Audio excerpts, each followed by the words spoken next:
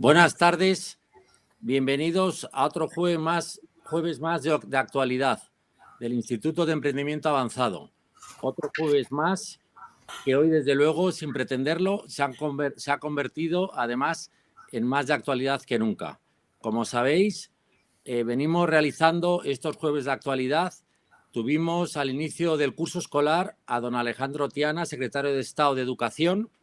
Después tuvimos, con motivo de la fusión Caixa-Bankia, a don Juan Carlos Ureta, que nos habló sobre el tema y sobre la economía en el COVID y post-COVID.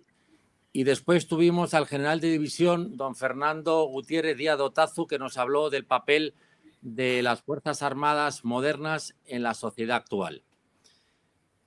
Además del tema que vamos a tratar hoy, no podemos desviar la vista ni un minuto del tema sanitario, que es el más preocupante de todos y es el que de verdad nos preocupa. Y aunque haya sido una casualidad, hoy el tema que traemos es la necesaria renovación del Consejo General del Poder Judicial, que ha saltado a todos los medios de comunicación por la posible reforma de la ley para modificar la forma de elección de este órgano. Un órgano como el Consejo General del Poder Judicial, que ha sido creado por la Constitución, que es el órgano de gobierno de los jueces y cuya función principal es garantizar la independencia de los jueces y magistrados en su función de juzgar y hacer ejecutar lo juzgado.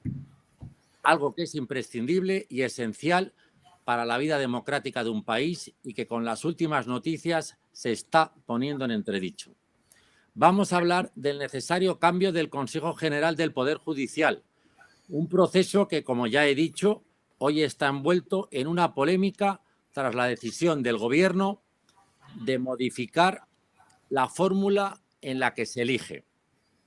Para un tema tan delicado, de suma importancia para la vida democrática de un país, no podíamos contar con alguien más oportuno, don Juan Manuel Fernández, que es vocal de procedencia judicial en la Comisión del Consejo General del Poder Judicial, una persona con conocimientos extensos y profundos sobre el tema que vamos a tratar. Don Juan Manuel Fernández ingresó en la carrera judicial en 1984, con destinos en Betanzos, Pamplona, Estella y Málaga. Ha sido decano de Pamplona y presidente del Tribunal Superior de Justicia de 2004 a 2014 y actualmente magistrado y vocal del Consejo General del Poder Judicial, como ya he mencionado con anterioridad. Es, por tanto, para nosotros, para el Instituto de Emprendimiento Avanzado, un verdadero honor contar con una figura de su relevancia para que nos despeje dudas y hable desde su reconocida experiencia tras su extensa carrera profesional, así como desde el conocimiento y la formación que posee. Que nos enriquezca con sus reflexiones, que siempre serán oportunas y alejadas de toda la información que nos está llegando, en muchas ocasiones dirigida y sin contrastar. De nuevo, muchísimas gracias por estar aquí, por darnos su tiempo y compartir su conocimiento con nosotros. Estamos deseando escuchar su intervención, por lo que no me alargo más, no sin antes dar también la bienvenida a don Pedro Jiménez, periodista especializado en tribunales y colaborador del Instituto de Emprendimiento Avanzado, que posteriormente dirigirá el coloquio. Muchas gracias a los dos. Don Juan Manuel, tenéis la palabra. Pues muchas gracias, Juan Claudio, por su amable presentación, por la introducción al tema. Gracias también al Instituto de Emprendimiento Avanzado por esta invitación, que para mí constituye un honor, un placer el estar hoy, esta tarde aquí. Un saludo también para mi buen amigo Pedro Jiménez, amigos desde hace años, cada uno en un ámbito, pero con algo común, que es la amistad y el deseo de una sociedad siempre más justa. Buenas tardes y muchas gracias a todos los que estén escuchando. Es un poco difícil referirse a gente, además me han dicho que hay mucha gente conectada a quien no se puede ver, pero estoy seguro que me gustaría que esto no restara nada de proximidad, de calidez o de cercanía. Yo quiero empezar por algo que ha señalado el señor Abelló y es una referencia a la dramática situación que estamos viviendo en el mundo con ocasión de la pandemia. Y, por lo tanto, para aquellas personas que nos están oyendo, que estén en una situación difícil o tengan alguna persona allegada, pues quiero hacer un saludo muy especial. También me gustaría que esta situación sea un motivo de unión, de buscar puntos de encuentro y que dejemos a un lado diferencias que no es el momento de atenderlas, ¿no? En fin, es el primer deseo más importante que quiero expresar esta noche. Cuando me plantearon la posibilidad de tener este encuentro, de dar esta charla, la verdad es que lo que pensé y así lo transmití es si esto es un tema que le podía interesar a alguien, ¿no? El tema de la renovación del Consejo General del Poder Judicial. Esta propuesta fue ya hace algunas semanas y si bien es verdad que lleva no semanas, lleva meses el tema en el ambiente con encuentros y desencuentros de las fuerzas políticas, pues la verdad que me costaba ver que pudiera tener un enganche generalizado. Sin embargo, pues las cosas del destino, los acontecimientos vividos esta semana y en concreto la presentación de una proposición de ley por los grupos políticos que sustentan al gobierno, pues ha originado una auténtica tormenta, una reacción que incluso pues, hoy ya sabemos que ha trascendido a Europa. Con lo cual, pues, efectivamente el tema ha adquirido esta importancia y trataré de dar unas pinceladas para contextualizarlo, para que en fin, lo podamos entender mejor. Yo creo que parte del auditorio son profesionales del derecho, pero otra no. En cualquier caso, hay cuestiones específicas que quizás no están en la mente de todos y no estará de más recordar al menos los aspectos nucleares. No me gustaría extenderme demasiado, me gustaría que fuera solo una intervención inicial donde poner cosas encima de la mesa y después someterme a todas aquellas preguntas que me quieran hacer y las responderé con la mayor honestidad. Por lo tanto, vamos a empezar poniendo cosas encima de la mesa, centrando el tema. El Consejo General del Poder Judicial nace para la vida pública, para la vida española, para nuestro entramado constitucional, en el año 1978, con la Constitución. Hasta entonces no había ni rastro de una figura similar y todas las competencias en el ámbito de la justicia correspondían al Gobierno a través del Ministerio de Justicia. Bueno, en el devenir histórico de estos 40 años, el Consejo pues, ha dado lugar a numerosas cuestiones de debate. Algunas se podían ya entrever por el propio diseño constitucional, pero otros problemas, otras cuestiones han surgido después. Así, en lo que se refiere al diseño, ya se percibió pronto que era un órgano hiperdimensionado. El Consejo se establece, como saben, con 20 vocales y un presidente. Creo honradamente que es un número que podía haberse reducido. Por otra parte, en el devenir histórico, las comunidades autónomas han ido adquiriendo competencias en materia de justicia. Esto no estaba previsto inicialmente en la Constitución.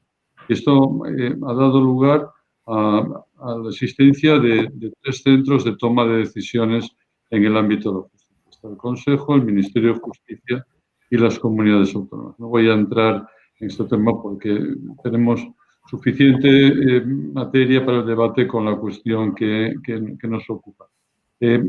Y otros problemas, como quizás habría sido más conveniente establecer una renovación por tercios, como es la que hace el Tribunal Constitucional, ya que en el Consejo se renueva en su totalidad. Los 20 vocales tienen que salir y entrar otros 20, porque no es posible que un vocal repita en 2 legislaturas consecutivas. Pero de todos los problemas y de todas las cuestiones siempre ha habido uno principal, que es el de la forma de elección de los vocales de procedencia judicial.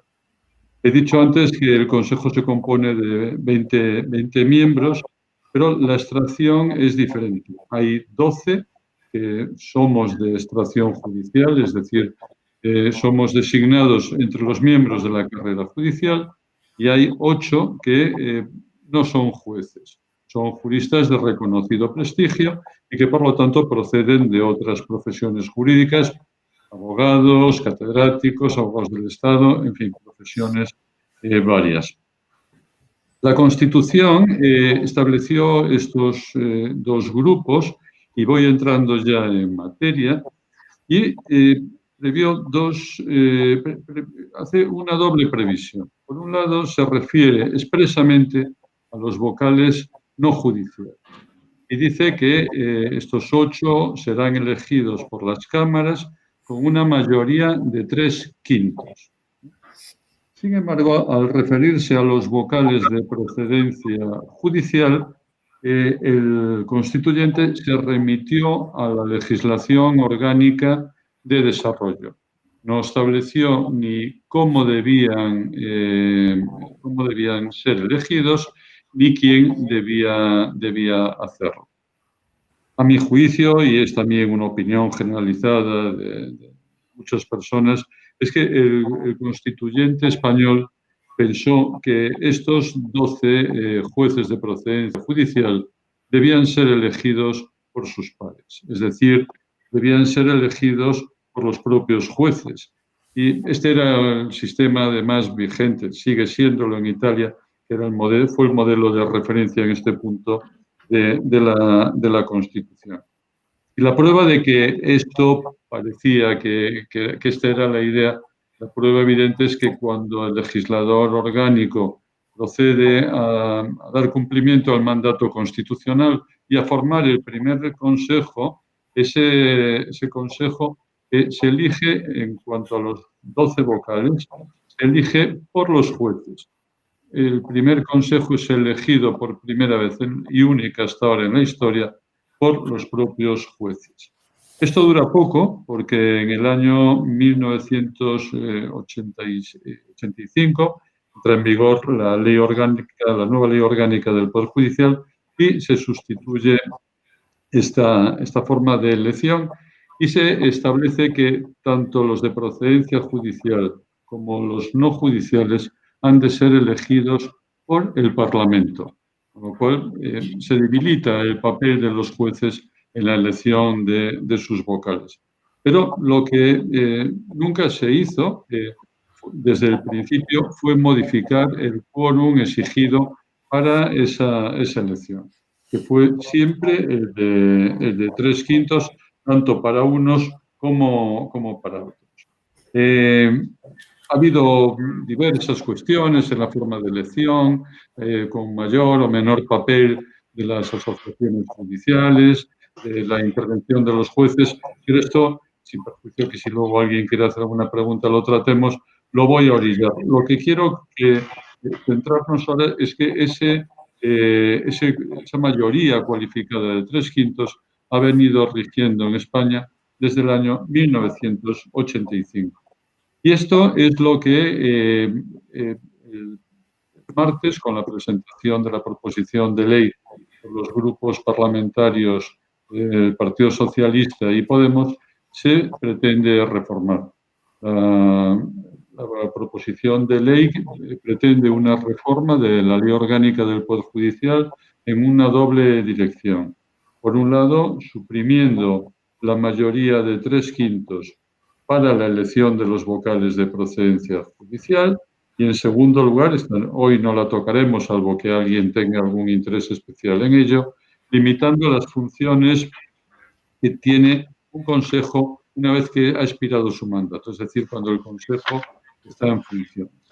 Obsérvese que me he referido a que la proposición pide modificar la mayoría para la elección de los vocales judiciales. No podría hacer lo mismo con los vocales no judiciales, ya que esa mayoría está establecida en la Constitución y, por lo tanto, solo una reforma constitucional, como se ven ustedes sobradamente, es muy compleja, solamente así podría hacerse.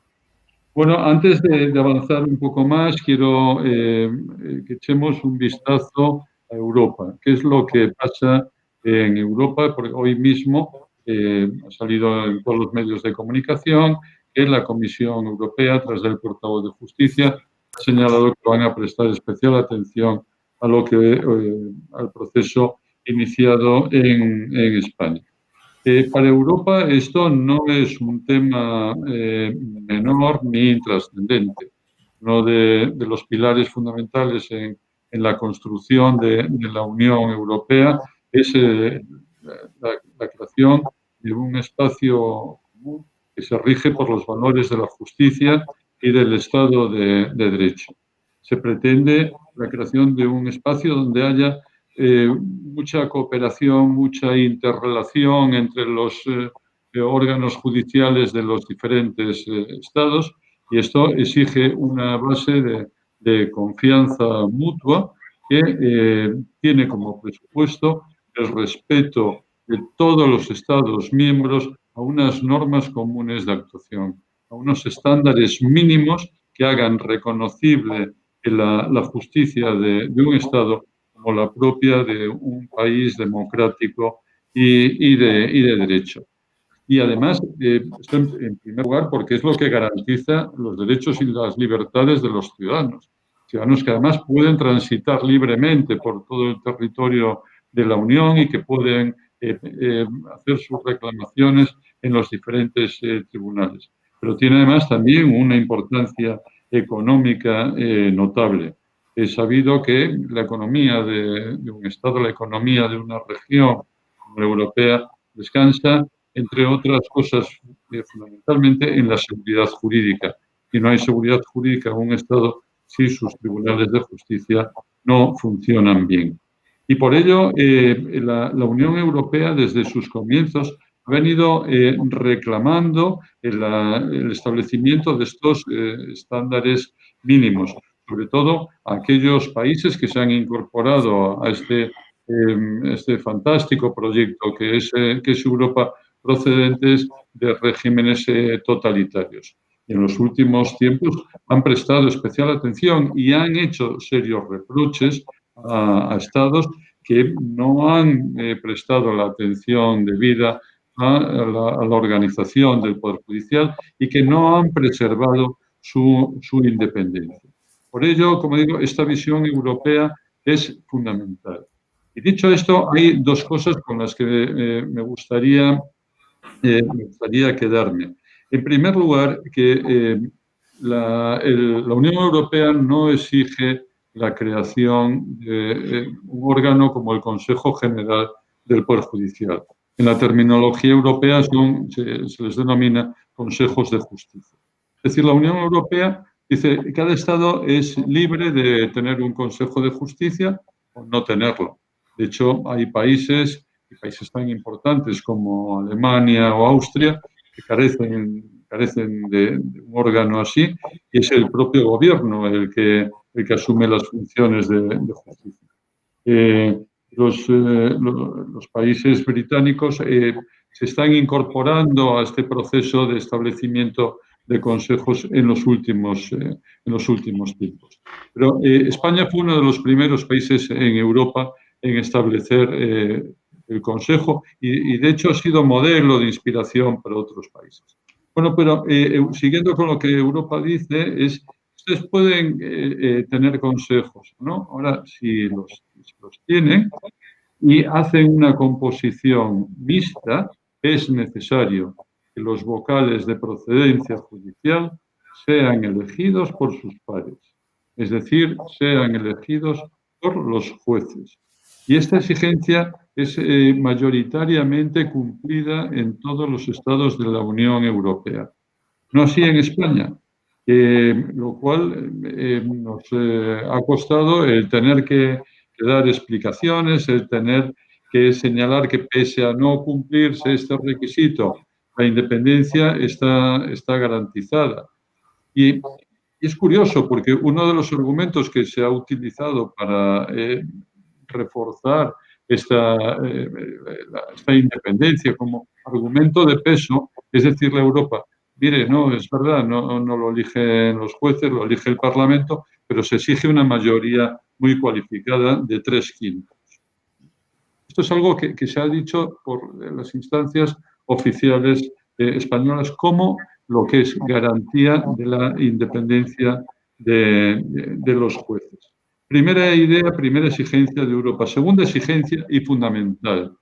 Europa señala a todos los estados que aquellas reformas que incidan en el ámbito de la justicia de la organización judicial han de contar con los dictámenes previos de estos consejos de justicia y de los agentes intervinientes en el ámbito de la justicia, a fin de lograr que esos proyectos legislativos no solamente gocen del mayor consenso posible, sino que se enriquezcan con las aportaciones que haga cada uno.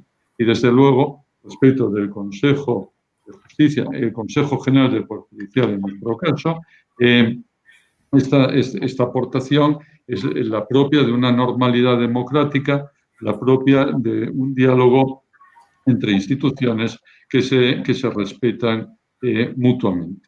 Pues bien, en la proposición que se ha planteado rompe con la primera de las cuestiones al señalar que si no se alcanza en una primera votación la mayoría de 3/5, se podrán elegir esos 12 vocales con la mayoría absoluta y, en segundo lugar, se ha elegido para su tramitación parlamentaria una vía que orilla los dictámenes preceptivos que debían darse principal y fundamentalmente por el Consejo General del órgano de gobierno de los jueces, el Consejo General del Poder Judicial, pero no solo, porque también otros órganos como el Consejo de Estado o la Fiscalía General del Estado deberían pronunciarse sobre ello, con lo cual se está incumpliendo esta exigencia que, como he dicho, se hace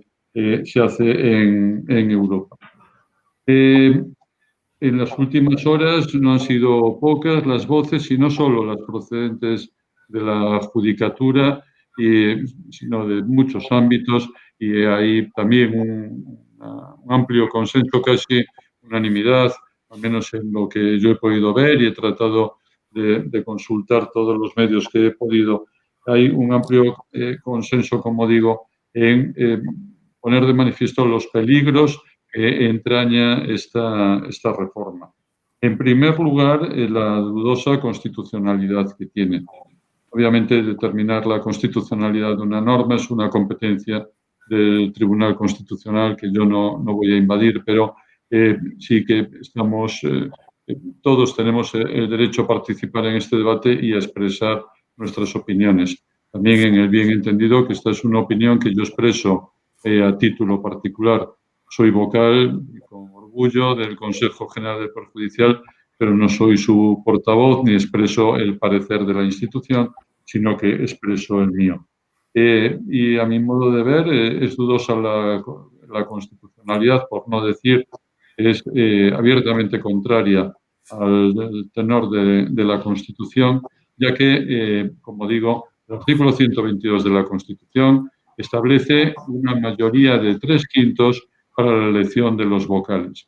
Es verdad que se refiere a los de procedencia no judicial, pero ya he explicado por qué se refiere solo a ellos y no a los otros. En cualquier caso, una vez que se ha residenciado en el Parlamento la elección, carece de todo sentido que unos vocales tengan que ser elegidos con una mayoría cualificada y reforzada y otros no. No hay ninguna razón que justifique esto. Pero y quiero subrayar, y lo he dicho antes, esta exigencia de 3/5 es una garantía de la independencia judicial.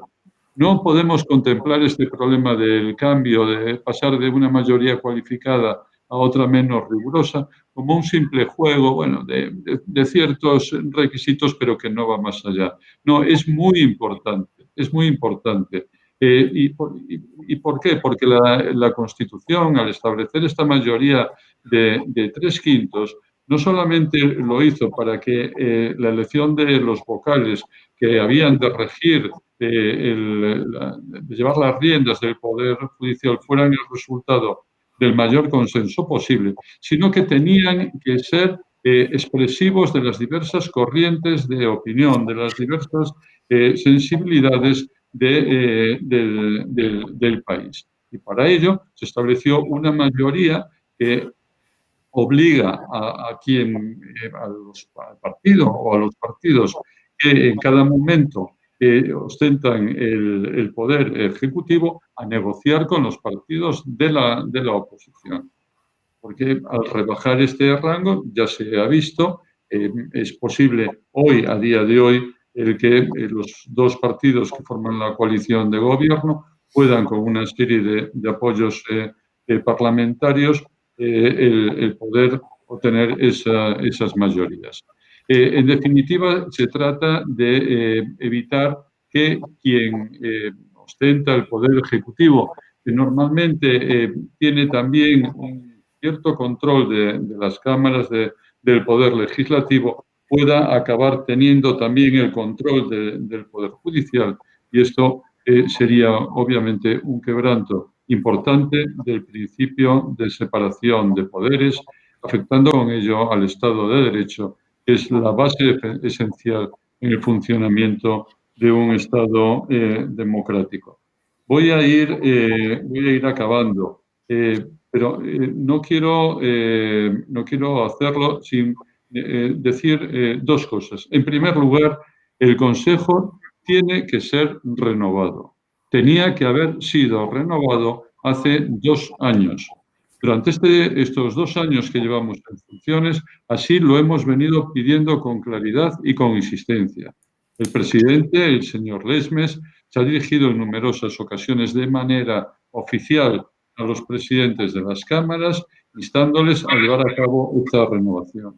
Y en eso ha sido secundado por todos nosotros, todos los vocales hemos manifestado la necesidad, el deseo de que el órgano se renueve, porque esa es una exigencia de la calidad de la vida democrática. Ahora bien, lo que no cabe es una renovación hecha de cualquier manera. En segundo lugar, y con esto sí acabo, en trance de tener que expresar algunas soluciones para el problema. Es verdad que estamos ante un bloqueo en la elección por falta de acuerdos de los partidos políticos. Yo, obviamente, no voy a entrar en consideraciones que lleven implícito un juicio culpabilístico hacia unos o hacia otros. No puedo hacerlo, no debo, ni tampoco quiero. Es verdad que hay una situación de bloqueo de la que hay que salir. En primer lugar, antes de resolver este problema en este momento coyuntural, sí tengo que declarar una cosa que he sido siempre partidario de que los 12 vocales de procedencia judicial sean elegidos por los jueces. Creo que esto habría sido una solución absolutamente idónea para evitar este problema.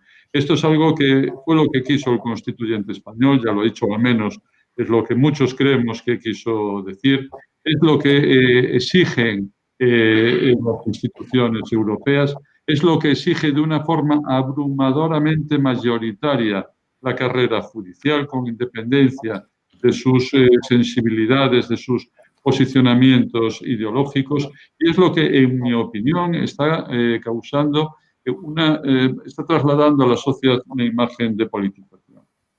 Hacer esto ahora sería muy complicado y, por lo tanto, hay que tratar de dar opiniones, de soluciones que nos permitan salir de esto.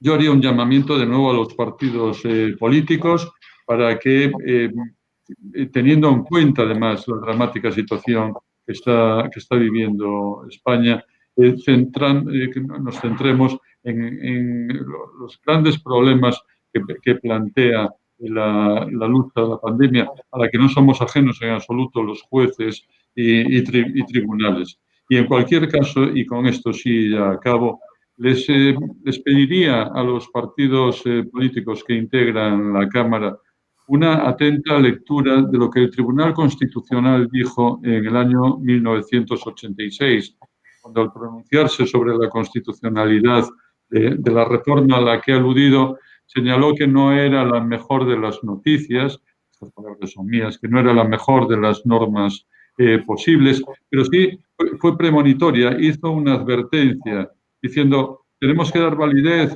desde el punto de vista constitucional a esta reforma, pero por favor no caigan en hacer una elección de los vocales atendiendo a criterios de cuota de partidos, hacer un reparto acorde a la representación que tengan en las cámaras, porque ese principio, que es respetable, el pluralismo político, la representatividad, que desde luego es legítimo en muchos otros ámbitos, no es de aplicación en el ámbito judicial. Entonces, instaba a las cámaras a que los criterios para la elección de los vocales no fueran un reparto de cuotas, sino los criterios de mérito y de capacidad. Espero no haber ido demasiado apresurado en el deseo de poner muchas cosas encima de la mesa y bueno, quedo, como les decía antes, a su disposición para todas aquellas preguntas que quieran hacerme. Muchas gracias. Juan Manuel, muchísimas. Juan Manuel, vocal del Consejo General del Poder Judicial, expresidente. Perdona, Pedro, quisiera saludar a nuestro querido amigo y miembro del Consejo Asesor del Instituto de Emprendimiento Avanzado, don Ricardo Rodríguez, que está ahí un poquito en penumbra, pero está con nosotros. Hola, Ricardo. Saludo. A ver, mejor así o bajo. Dime, Pedro, que... No, te quería dar las gracias en nombre del Instituto de Emprendimiento Avanzado, al que yo también le doy las gracias, ¿no?, por darme la oportunidad de estar aquí. Ahora, en tiempos de COVID, no se comparte mesa, se comparte pantalla. Entonces, bueno, estamos aquí compartiendo pantalla y hace unos años compartíamos mesas, ¿no? Entonces, agradecerte tu magnífica exposición y, como bien indicaba Juan Claudio, pues vamos a abrir ahora el turno de preguntas y vamos a empezar con otro juez, que habláis el mismo idioma, con Ricardo Rodríguez, que además es doctor en Derecho y miembro del Consejo Asesor, y yo creo que va a ser la persona indicada para abrir, bueno, la veda, ¿no? Y ya sabes que, bueno, que somos amigos, que la cabra tira al monte, que tú eres juez, que yo soy periodista, alguna pregunta te haré, pero bueno, vamos a empezar con alguien que habla tu mismo idioma. Ricardo, cuando quieras. Cuando me amenazas con alguna pregunta sonriendo, me echo a temblar, Pedro. Pedro, muchísimas gracias por concederme la palabra. Juan Manuel, un placer de tenerte en el instituto, que hayas aceptado esta invitación que te ha hecho nuestro presidente, que, como bien ha dicho, yo soy miembro del Consejo Asesor del mismo. He dirigido algunos cuantos cursos. Mira, el tema es absolutamente candente, solo hay que ver los medios de comunicación hoy, sea la radio, televisión, los medios de comunicación escritos, la prensa. Pero, ¿no crees, Juan Manuel, que el haber optado el gobierno por hacer un proyecto de ley, que es algo absolutamente excepcional, y no un anteproyecto de ley? Es decir, el proyecto de ley lo proponen los grupos parlamentarios que sustentan al gobierno y el anteproyecto de ley lo propone el Consejo de Ministros. ¿No crees que es lo normal es que lo haya, siempre se tramitan las leyes, generalmente, de forma, por anteproyecto de ley lo propone el Consejo de Ministros. ¿No crees que se ha hecho así expresamente porque al ser un proyecto de ley no es necesario pedir, que lo has anticipado en tu magnífica exposición, no es necesario pedir los informes previos necesarios, a que te has referido, que también los pide Europa, del propio Consejo General del Poder Judicial, del Consejo de Estado, de la Fiscalía General del Estado, entre otros organismos, porque preveía el gobierno o los partidos políticos que sustentan al gobierno que el informe iba a ser desfavorable. ¿No crees que esa es la finalidad de que nos haya tramitado un anteproyecto de ley y sí una proposición de ley que es, reitero, algo absolutamente excepcional? Obviamente sabía que al optar por esta vía pues no se iban a realizar esos informes, está claro, son parlamentarios y por lo tanto conocen el funcionamiento del trámite parlamentario pues mejor que nadie.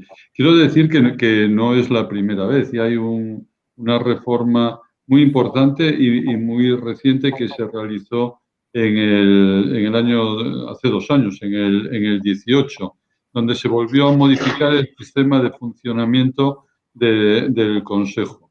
Es decir, el funcionamiento actual que se basa en una comisión permanente y el Pleno, esa forma de funcionar el Consejo instaurada novedosamente en el año 2013, en el 2018 se volvió a dejar sin efectos, bien para los consejos venideros, y otras reformas de gran calado. Y tampoco aquella reforma se sometió a nuestro parecer. Con lo cual, digamos que llueve sobre mojado. Y esto, pues, no puedo sino criticarlo. Pero no es ya solo que lo haga yo, sino que, como digo, es uno de los estándares mínimos que viene proclamando Europa, una exigencia que hace a todos los estados y que además que se basa en razones obvias, ¿no? En esa lealtad institucional, ya que la separación de poderes no debe impedir ese diálogo entre instituciones. Si me permites, Pedro, una continuación de la pregunta. Entonces, es cierto, como ha salido hoy publicado en algunos medios, que algunos vocales habéis pedido la convocatoria de un pleno extraordinario para debatir sobre este proyecto de ley. Y si tenéis fecha, ¿y en qué sentido lo habéis pedido? No hay fecha. Pero está pedido, ¿no? Sí. Y porque, no, creemos que el Consejo debe expresar una opinión, debe hacer un posicionamiento institucional, ¿no? Al margen de las declaraciones o las expresiones que a título individual, como yo esta tarde, podamos hacer los vocales. Pedro, ¿realizo una más? Lo que tú quieras, Ricardo. No, yo puedo preguntar, aprovechando que está Juan Manuel, puedo preguntar solo una más. Vamos a ver, Juan Manuel, como bien has dicho en la exposición, el Consejo no se renueva parcialmente, sino en bloque. Es decir, si sale el proyecto de ley adelante, cesaría el Consejo actual y se nombraría un nuevo Consejo. Pero se nombrarían solo, por el sistema este de bloqueo, solo a los 12 jueces, si no sale por mayoría de los 3/5 en primera convocatoria, en segunda por mayoría absoluta, que eso tiene facultad con el bloqueo que hay parlamentario, sí que tendría posibilidades de salir. Serían 176 diputados, que en principio cuenta con ellos, y mayoría en el Senado. Pero entonces sería un consejo formado solo por 12 vocales. Porque, con respecto a los otros 8 vocales de procedencia no judicial, los juristas de reconocida competencia, en principio permanecería el bloqueo. ¿Y podría funcionar un consejo con 12 vocales? ¿No crees que sería inconstitucional? No, los términos de la norma proyectada, de la proposición que se ha hecho, no es ese el escenario que contemplan. Lo que se prevé en el proyecto que he presentado es que entrarían los 12 vocales a los cuales habría mayoría suficiente, es decir, los de procedencia judicial, y el Consejo se constituiría con esos 12 más los 8 no judiciales que están actualmente. O sea, seguiría 12 nuevos. Sí, esto en la regulación actual se contempla la posibilidad de que una Cámara alcance la mayoría de 3/5 y la otra no.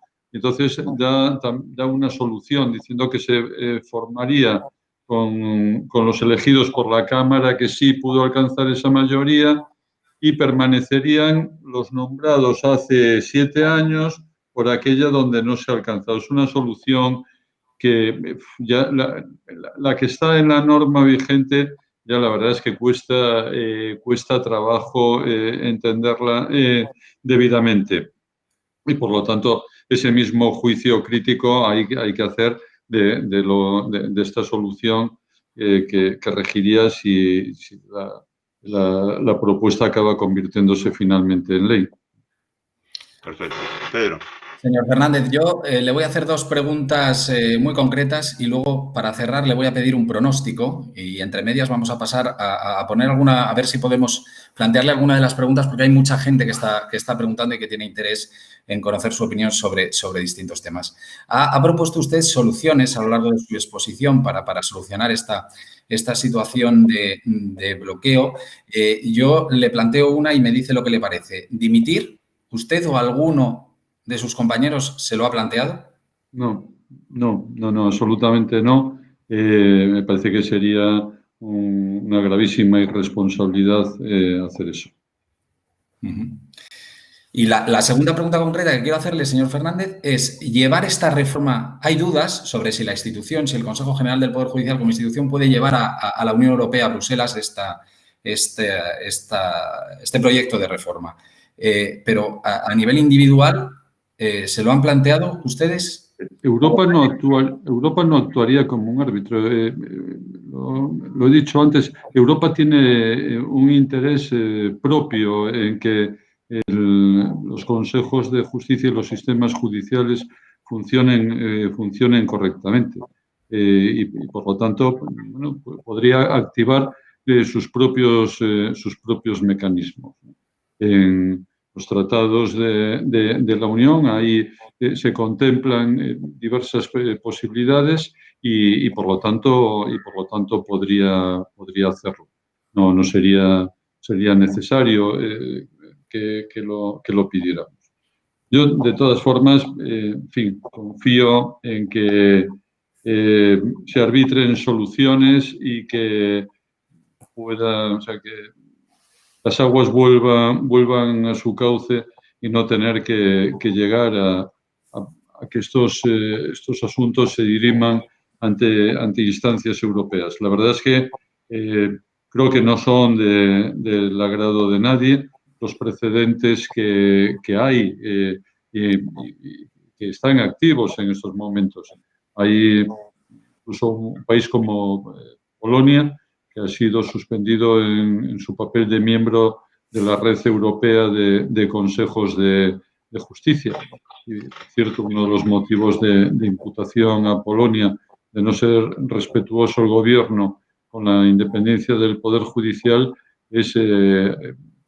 presenta algunas similitudes con lo que ahora estamos viendo. Pero también quiero decir que no son situaciones equiparables en términos generales en absoluto. O sea, Polonia son varios los motivos de infracción que se hacen. Pero, en definitiva, como digo, creo que debemos buscar las formas de solucionar este conflicto ahora abierto y que vuelva a la normalidad institucional y que, en fin, sin necesidad de tener que acudir a los mecanismos de la Unión Europea.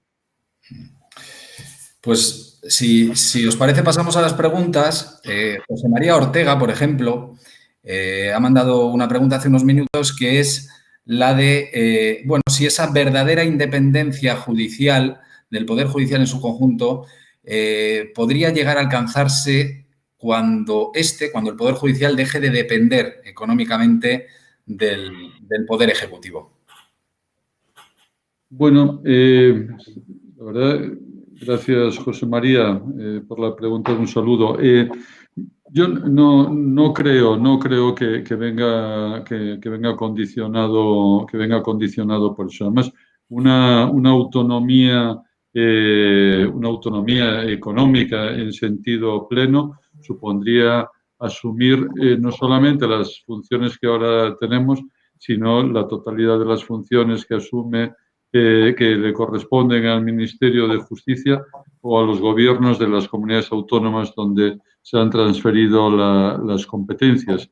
Esto en estados más pequeños no es tan complejo. En España tendría una complejidad enorme.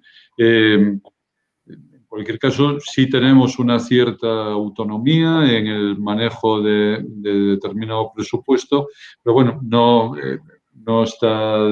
estaría de más avanzar un poco más en esa línea, pero la asunción plena de competencias presenta una complejidad enorme. En cualquier caso, yo desligaría ambas facetas. Creo que la independencia del Poder Judicial ha de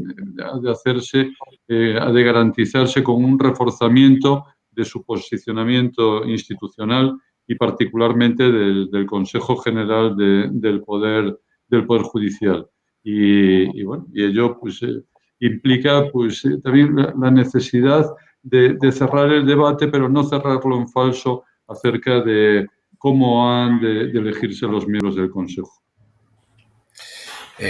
Gracias por la respuesta, gracias por la pregunta, Juan Manuel Fernández. Vamos con otra que planteaba, muy interesante, compañeros, Perfecto Álvarez, que hablaba un poco de... bueno, Perfecto Álvarez planteaba dos preguntas, esta que vemos en pantalla. Con esta reforma liquidamos en España la separación de poderes, y había una segunda interesante también, señor Fernández, que le planteo, que es la de si tiene posibilidades de prosperar.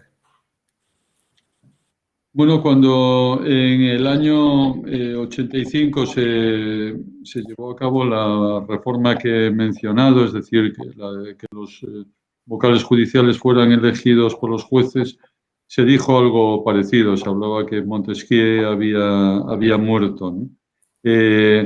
Bueno, el Consejo, creo que a lo largo de estos años y con sus luces y sus sombras, ha desarrollado una importantísima labor en la consolidación democrática en España y en el reforzamiento de la independencia de los jueces. Y creo que está fuera de toda duda la independencia de los aproximadamente 5.500 hombres y mujeres que integramos la carrera judicial en España. Pero bueno, esa independencia, aunque reside en cada juez, ha de reforzarse institucionalmente. Y como acabo de decir, ello conlleva también la necesidad de reforzar institucionalmente el papel del Consejo, órgano fundamental, y que el constituyente español ya previó cómo iba a ser esa importancia en el devenir histórico. Y por lo tanto, todo aquello que ponga en duda, que ponga en entredicho, que cree una apariencia de merma de esa independencia, obviamente afecta al principio de separación de poderes y con ello a la calidad de vida democrática en un Estado. No es una buena noticia, en mi humilde opinión, esta pretensión acerca de las posibilidades que tiene. Bueno, no lo sé, no conozco. Algunos partidos sí se han expresado en estas horas, otros no lo han hecho. y no puedo aventurar cuál va a ser el devenir parlamentario. En último término, estaría también el parecer del Tribunal Constitucional sobre la norma que se aprobase. Gracias, Juan Manuel. No sé si tenemos alguna pregunta más preparada, compañeros. Si la planteamos. Buenas tardes y gracias por este encuentro y la magnífica exposición. Dicen, pareciera que la proposición de ley se presenta en auxilio de los jueces y magistrados que necesitan renovar su órgano de gobierno, pero se hace sin contar con ellos al prescindir del informe del Consejo. Parecería más bien que se les está imponiendo un consejo. Los jueces son grandes profesionales, pero ¿esta ley afectaría al funcionamiento de la justicia, al trabajo de jueces y magistrados? Es una pregunta de Ernesto López García. Gracias, Ernesto. Muchas gracias por la pregunta. Mire, los jueces, ya lo he dicho antes, vienen o venimos quejándonos de una manera regular de la falta de tener, no ya una mayor participación, sino la de poder designar a los vocales de procedencia judicial. Esto es algo que se viene demandando y se viene demandando por una amplísima mayoría. En la carrera judicial, como en la sociedad, hay diversas corrientes de opinión, diversas sensibilidades, en fin. Pero hay este elemento, la expresión de este deseo, como digo, goza de una amplísima mayoría. Dos apuntes que no he hecho y que puedo hacer al hilo de esta pregunta. En primer lugar, el hecho de que yo lo he manifestado, que me parecería preferible la forma de elección por los propios jueces, de esta afirmación no puede derivarse que yo cuestione la legitimidad democrática de un órgano elegido por el Parlamento, en absoluto. En absoluto. Esto que quede absolutamente claro. Además, quiero señalar, y en horas como estas, me siento aún más orgulloso de aquello que sucedió a finales del año 2013, cuando los 20 vocales del Consejo fuimos elegidos con un grado de consenso que rozó el 95% de diputados y senadores, convirtiéndonos además en el primer consejo con igualdad de género, mismo número de hombres que de mujeres integrantes del consejo. Por lo tanto, no cuestiono, ni los jueces que abogan por este sistema cuestionan tampoco la legitimidad democrática de la forma de elección parlamentaria. Ambos sistemas no son merecedores de una tacha en este sentido, pero hay razones en virtud de las cuales pues, se opta por una vía o por otra. Y por ello, como digo, pues, los jueces mayoritariamente se pronuncian en este sentido. Pero es que además esa forma de elección, ya lo he dicho, es la que se demanda desde las instituciones europeas. Y podemos constatar también en cualquier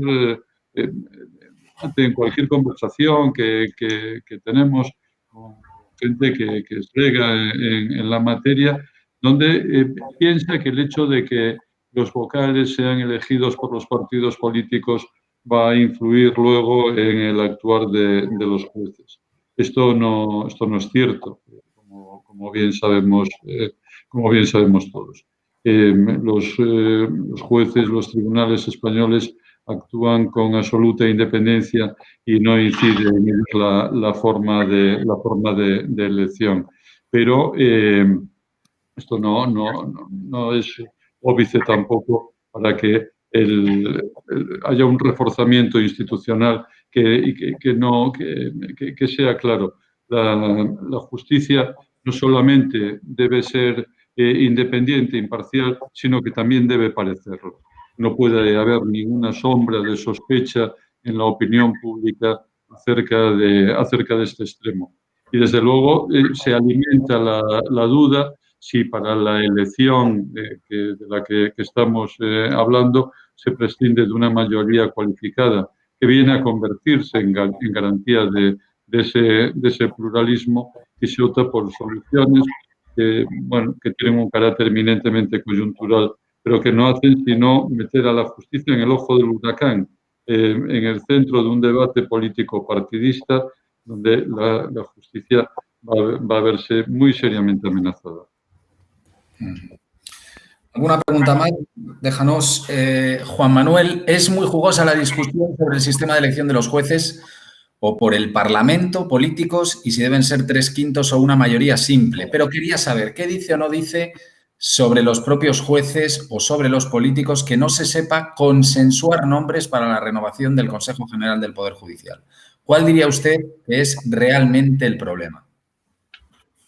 Bueno, la mayoría no es una mayoría simple, es una mayoría absoluta. Que, en fin, que no es que la defienda, como digo, porque en absoluto defiendo que se rebaje esa exigencia.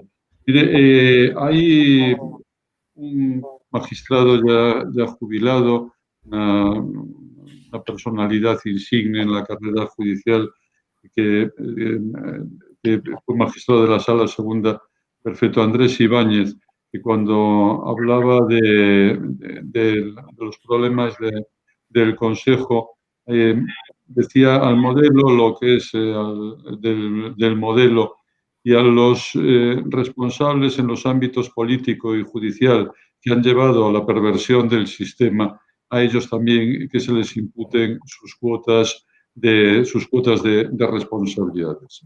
En el sistema que tenemos, obviamente los partidos políticos tienen la obligación de alcanzar esos acuerdos, de llegar a esos acuerdos. Y les hemos instado a ellos a conseguirlo desde el propio Consejo, ya lo he dicho antes. Pero si y sin tener que hacer para suplir esa falta de consenso, cometer un error más grande como es el de vulnerar un mandato constitucional que a mi modo es un equívoco al establecer esa exigencia de 3/5. Por lo tanto, sí es verdad que hay una responsabilidad indudable en las fuerzas que integran el Parlamento, porque no se ha procedido en estos 2 años a alcanzar ese acuerdo. Y es su responsabilidad. En estos momentos, nuestro ordenamiento jurídico sitúa en ese ámbito la elección de la totalidad de los 20 vocales. No sé si es posible terminar con una pregunta más, Juan Manuel. Hay una pregunta de Manuel Marraco. No sé si la podemos, si la planteo desde aquí directamente, porque la estoy leyendo ahora mismo, que creo que es un viejo conocido suyo y mío. Dice Manuel Marraco: varios vocales, entre ellos usted, han pedido hoy un pleno extraordinario del Consejo para tratar el proyecto de reforma. ¿Cuál es su intención? Poder presentar una especie de informe, pese a que la tramitación escogida en el Parlamento no lo exige. Por cierto, los 7 vocales firmantes lo fueron a propuesta del PP. ¿Qué le sugiere esa circunstancia? No sé, yo sé que esta pregunta ya se la había planteado Ricardo Rodríguez, pero igual con la ayuda de Manuel Marraco conseguimos que llegue usted un poquito más lejos. Será difícil. Bueno, un saludo, Manuel. Gracias por estar esta tarde aquí. Bueno, yo lo he hecho, pero bueno, voy a empezar por el final. No somos vocales del PP, ni hay vocales del Partido Socialista, ni hay vocales de ningún partido político. Efectivamente, somos vocales a propuesta de diferentes que se propusieron por las diversas fuerzas políticas, pero en último término, y lo reitero, fuimos nombrados con un grado de consenso cercano al 100%. Grado de consenso realmente extraordinario, con lo cual los consensos se pueden alcanzar. Y en aquel momento, si no recuerdo mal, creo que había en España un gobierno con mayoría absoluta. Por lo tanto, somos vocales del Consejo General del Poder Judicial. La respuesta puede denotar una cierta susceptibilidad, porque Manuel no me ha hablado vocales del PP, sino a propuesta del PP. Pero es para nosotros no es fácil la convivencia y no es fácil para ninguno, pero y como juez tampoco, que esas etiquetas que, bueno, pues han tenido éxito, sirven, bueno, para identificar más fácilmente las cosas, pero que yo, créame, no la he llegado a asumir nunca y creo que ningún compañero tampoco. Cuando vinimos al Consejo, juramos, prometimos el acatamiento a la Constitución, al ordenamiento jurídico y actuar con absoluta independencia, y eso es lo que tratamos de hacer. Yo sé que este debate de jueces conservadores, progresistas, del PP o del PSOE, bueno, pues como digo, pues es el que se da en los debates, pero no puede ir más allá. El que efectivamente seamos 7 vocales con esa etiqueta los que hayamos planteado esto, no significa nada más que hemos tomado esa iniciativa. Iniciativa que no voy a ir más allá porque tampoco puedo ir más allá en cuanto que en los próximos días se verá el devenir de esto. Y la finalidad perseguida, ya lo he dicho, creo, algunos vocales nos estamos expresando públicamente sobre nuestro parecer sobre la reforma que se proyecta, pero es una expresión individual, no vincula al órgano, no actuamos como portavoces de la institución ni en representación de nadie. Pero sí estimamos que el Consejo, por la importancia capital, nuclear que tiene en el entramado institucional español y como principal órgano encargado de velar, de proteger por la independencia de los jueces, debe pronunciarse al respecto. Debería haber tenido la posibilidad de hacerlo, como ya he dicho, lamentablemente no ha sido así. Pues antes de ceder el testigo al presidente, a Juan Claudio Abelló, Juan Manuel, yo quería, lo he dicho antes, quería pedirte un pronóstico. Yo quería saber, con la información que maneja, si las uvas se las va a comer como vocal del Consejo General del Poder Judicial o ya como magistrado. No sé, me imagino que comérselas se las comerá en Pamplona. Bueno, si lo va a hacer como vocal del Consejo General del Poder Judicial, y esperemos que por un procedimiento que no sea ajeno, ¿no?, fuera de todo tipo de crítica y de todo tipo de ruido, ¿no?, que haya acuerdo parlamentario finalmente y que puedan renovar las instituciones, que es lo deseable y lo que todos queremos, por el sistema por el que se ha venido haciendo hasta ahora. Por la información que usted maneja, ¿dónde se va a tomar las uvas? ¿O cómo se va a tomar las uvas, don Juan Manuel Fernández? ¿Como vocal o como juez? Simplemente. La vida se renueva todos los días y las instituciones también deben renovarse y deben hacerlo, además, en los términos que establece la Constitución, en este caso, o en la ley. Me gustaría tomarlas, como siempre, con mi familia. Lo primero, y estando todos sanos y con el deseo de que esto sea generalizado para toda la sociedad española.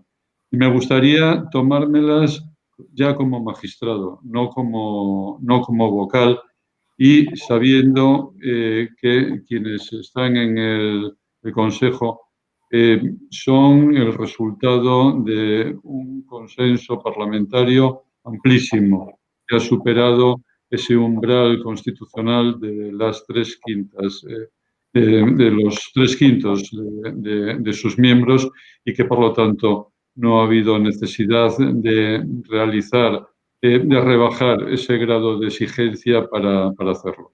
Este es mi deseo y mi deseo es absolutamente sincero. Creo que sería lo deseable, no solo para los jueces, ni siquiera no solo para el Consejo. Cuando estamos hablando de de la independencia, de independencia judicial, no debe entenderse esto como un privilegio que tenemos los jueces. La independencia tiene un carácter instrumental. Los jueces deben ser independientes, porque esa es la única manera de que los derechos y las libertades de los ciudadanos estén plenamente salvaguardados. Esta es la función que cumple la independencia judicial.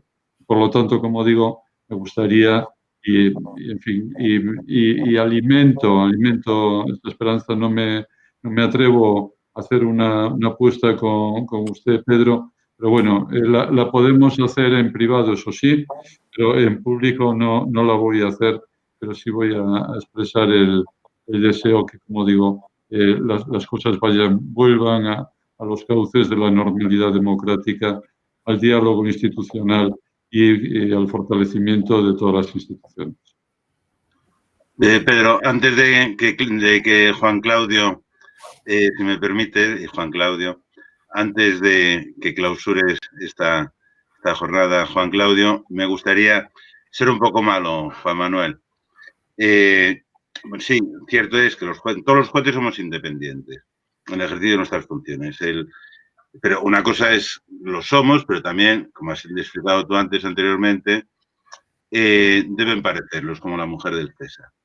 El Consejo General del Poder Judicial no es el Poder Judicial. El Poder Judicial somos todos y cada uno de los jueces en el ejercicio de nuestras funciones.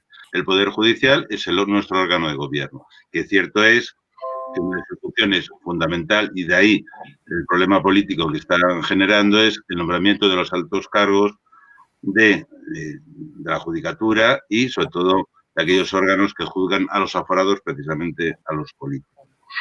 Dicho esto, y también apoyo, por supuesto, Juan Manuel, lo que ha reflejado, creo que es el sentir de la carrera, lo apoyo rotundamente todos mis compañeros, que la mayoría de los jueces, seamos de una sensibilidad o de otra, estemos asociados o no, la mayoría, por no decir prácticamente la unanimidad, queremos que los 12 vocales del Poder Judicial entre jueces y magistrados sean nombrados por los jueces y magistrados, como era antes de la reforma del 85, por sufragio libre, directo y secreto. Y si se quiere, se le puede dar un barniz jurídico, un barniz parlamentario, que sean ratificados por las cámaras, por el Congreso o por los diputados, por el Congreso o por el Senado. Pero voy más allá, como te decía, Juan Manuel.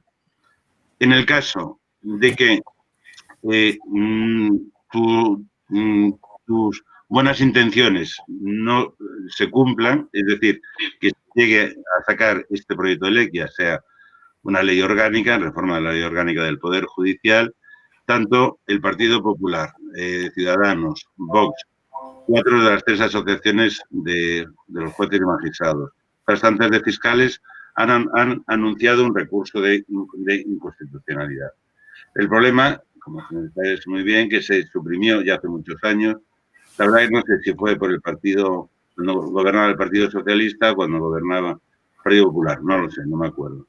Se suprimió el recurso previo de inconstitucionalidad, es decir, cuando 50 diputados o 50 senadores planteaban un recurso ante el Constitucional, el Tribunal Constitucional podía suspender la ejecución, el cumplimiento de esa ley. Ahora se suprimió este recurso. Por tanto, si se plantea este recurso, la ley orgánica, la reforma, va a entrar en vigor. Con el peligro, a mi entender, que al ser una simple segunda votación, primera 3/5, segunda mayoría absoluta, que los 12 vocales de procedencia judicial sean nombrados por los partidos que sustentan el gobierno o que le apoyan, dejando fuera a los partidos de la oposición. Es decir, dejando fuera, hablamos de 174 diputados de 350. Aquí las cosas, si estos 12 vocales actúan nombrados por estos partidos políticos, por el Congreso, el Senado en su caso, ¿cuánto tiempo crees que tardaría en resolver el Tribunal Constitucional? O si tiene algún medio el Tribunal Constitucional, lo ignoro, en suspender la aplicación de la ley, suprimido el recurso de anticonstitucionalidad. Bueno, La verdad es que en ese escenario, permíteme que hoy no me sitúe. Hacer esos juicios de qué es lo que puede pasar, qué es lo que va a hacer el Tribunal Constitucional, lo que no puedo hacerlo. Además, tampoco creo que no es, aunque hoy aquí esté a título particular, no representando al Consejo, soy vocal y orgulloso además de ser vocal, y por lo tanto también tengo deberes institucionales que cumplo gustosamente y por lo tanto pues no me quiero poner en ese escenario. Como digo, creo que es posible una reconsideración en sede parlamentaria de esta proposición. Confío en que el debate que se ha suscitado ahora, el que se pueda suscitar en las próximas fechas o durante su tramitación, haga que se reconduzcan las cosas y no es una intención porque pues difícilmente podré hacer algo al respecto, pero sí es un deseo de que esto sea así. Perdóname que no entre en detalles, Ricardo, pero creo sinceramente que no debo hacer. Muchísimas gracias, Juan Manuel. Como veis, Juan Manuel es una persona muy educada, muy correcta, muy cariñosa, muy cercana y muy sensible, que esto nos ha dicho en el currículum. Juan Claudio, lo quiero destacar. Además de todo lo que has dicho, que es mucho, tiene la Gran Cruz de San Ramón de Peñafort, concedida por el Ministerio de Justicia, por el Ministro de Justicia, reconocimiento de su trayectoria profesional, y lo que es, yo creo que es un especial reconocimiento que hay que hacerles muy sensible a las personas que tienen problemas. De hecho, es presidente del Foro de Justicia y Discapacidad, constituido en el Consejo, que da un premio anual a las instituciones, fundaciones, personas jurídicas o privadas que colaboran, que ayudan a las personas que se llaman ahora con otras facultades a su integración en la sociedad. Juan Manuel. Muchas gracias, Ricardo. Muchas gracias. Y muchísimas gracias, antes que te despida, Juan Claudio, por haber aceptado participar en este coloquio, que sabes que es tu casa siempre. Pedro. Un honor y un placer. Muchas gracias. Juan Claudio. Pues muchísimas gracias, don Juan Manuel. Un honor y un placer escucharle. Muchísimas gracias, don Ricardo. Muchísimas gracias, Pedro, por tu magistral conducción. Un abrazo a todos. Cuidaros. Salud por encima de todo. Y hasta pronto. Muchísimas gracias. Adiós. Adiós. Gracias. Saludos, Juan Manuel. Adiós. Gracias. Cuidaros todos. Igualmente. Adiós.